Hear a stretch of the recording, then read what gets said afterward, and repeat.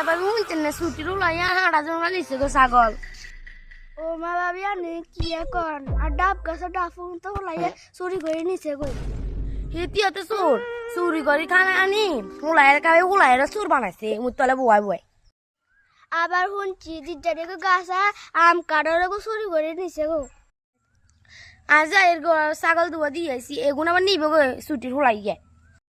আর যত তুনুকার কাছে কর যা লাগা যা লাগবে